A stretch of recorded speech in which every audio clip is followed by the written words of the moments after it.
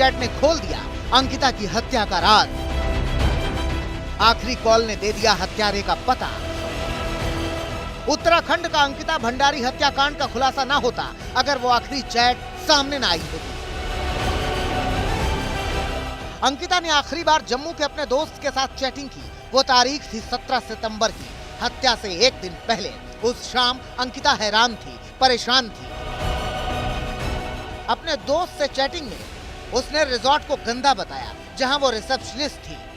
उस चैट में अंकिता ने रिजॉर्ट के मालिक के गलत इरादों का खुलासा कर दिया, जिससे वो उस पर दबाव डाल रहा था। 17 सितंबर की रात 9:35 की चैट में अंकिता ने अपने दोस्त से क्या कुछ कहा, आप भी देखिए। इस रिजॉर्ट में बहुत इनसिक्योर फील होता है। मैं क्या बोलूं, अंकित मेरे पास आया और बोला कुछ बात करनी है। फिर मैं उसके साथ गई। कॉल करके बताओ क्या हुआ। नहीं, आवाज आएगी। चलो ऐसे ही मैसेज करके बताओ। उसने बोला कि सोमवार को वीआईपी गेस्ट आ रहे हैं तो उन्हें एक्स्ट्रा सर्विस चाहिए। मैंने कहा कि मैं क्या करूं? तो बोला कि तुम कह रही थी कि स्पा वगैरह करोगी। मैंने बोला कि एक्स्ट्रा सर्विस की बात हुई थी, स्पा की बात कहां से आई? फिर वो बोला कि गवारों वाली हरकतें मत करो, गेस्ट देख रहे हैं। आपने स्पा के बारे में क्या बोला? अंकित ने कहा कि मैंने ये नहीं कहा कि आप करो इसे। मैं बोल रहा हूँ कि अगर आपकी पहचान में कोई लड़की होगी तो बताना, क्योंकि गेस्ट 10,000 रुपए दे रहा है।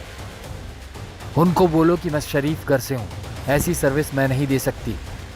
हाँ, बोला मैंने उसको कि मैं गरीब हूँ तो तुमने क्या सोचा कि 10,000 में बिक जाऊंगी तुम्हारे इस रिजॉर्ट के लिए? मैं समझ रही हूँ कि दूसरी लड़की वाला उन्होंने इसलिए बोला कि मैं 10,000 के लालच में आकर मान जाऊंगी। आगे से कुछ बोला तो मैं यहाँ काम नहीं करूंगी। इतना गंदा होटल है। वो अपने दोस्त को बता रही है चैट में कि मेरे ऊपर एक छोटी सी सैलरी दे करके इस तरह के गलत काम के लिए मेरे ऊपर दबाव बना रहे। तो वो बात स्पष्ट है, उस चैट से स्पष्ट है कि ये कहीं ना कहीं इलीगल रिलेशन बनाने का या प्रयास कर रहे थे।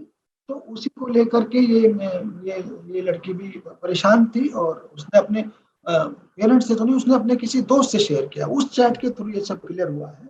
और हम लोग, जैसा मैंने कहा, कि मामले की 100% डेप्थ तक जाएंगे। उसके दोस्त की अंकिता से रोज शाम बात होती थी। 18 सितंबर की शाम करीब 8:30 बजे उसके दोस्त का फोन नहीं लगा तो उसे कुछ गड़बड़ का अंदेशा हुआ। उसके दोस्त ने रिजॉर्ट के मालिक पुलकित आर्या को कॉल किया, लेकिन जवाब मिला कि अंकिता अपने कमरे में सो रही है। दूसरे दिन पुलकित का फोन स्विच ऑफ हो गया। इसके बाद दोस्त जम्मू से ऋषिकेश पहुंचा और मीडिया से अंकिता का मुद्दा उठाने की गुजारिश की। हमारे पास अभी काफ़ी कुछ एविडेंसेस हमने इकट्ठा किया है। सो कोई भी एविडेंसेस हमारे पास हमको मिलता है उसको हम ज़रूर शामिल करेंगे, बट वो किससे मिल रहे हैं, कैसे मिल रहे हैं, वो भी हम देखेंगे और उसी हिसाब से हम एविडेंसेस कलेक्ट कर रहे हैं। एंड अभी कुछ डिजिटल एविडेंसेस हैं वो भी हमने इकट्ठा किया है, उसी को हम एनालिसिस भी कर रहे हैं अभी। आज तक के पास अंकिता का आखिरी कॉल भी है। ये कल उसने होटल स्टाफ से की थी। अंकिता ने रोते हुए कहा कि उसका बैग ला कर दें। मैम पहले बोल रहा हूँ, क्या हुआ? प्लीज बैग ऊपर ले जा दो दुकानदार। चल चलो गाड़ी घुमा, चल नीचे चल। अरे चलना, आ रहे हैं हम, आ रहे हैं 2 मिनट। क्या कॉल आया था? उसको ये कॉल आई है कि मेरा बैग ले जाओ। रोते रोते ये बोला उसने कि मेरा बैग ले जाओ और इसको तुम बाहर रोड पे रख दो, बस रोड तक ले जाओगे। बस इतना ही कॉल काट के उसने काट दिया कॉल। उसके बाद स्टाफ बताता है कि हम लोग वहाँ पे गए हैं, वहाँ पे गए तो हमने वहाँ पे बोला है तो वहाँ पे ऐसा कोई वो नहीं है, किसी ने अंदर नहीं आने दिया।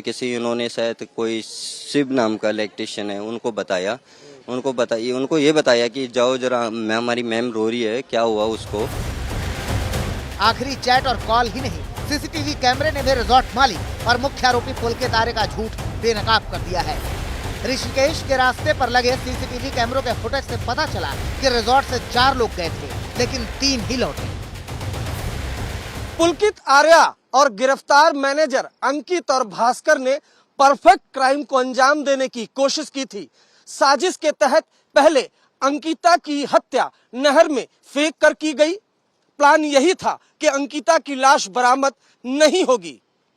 दूसरी साजिश, पुलकित ने खुद ही जाकर पुलिस स्टेशन में अंकिता की गुमशुदगी की रिपोर्ट दर्ज कराई थी, लेकिन अंकिता का अपने दोस्त के साथ किया गया चैट और अंकिता की आखिरी कॉल जिसमें वो बिलक बिलक कर रो रही है, इन सभी ने पूरे हत्याकांड का खुलासा कर दिया।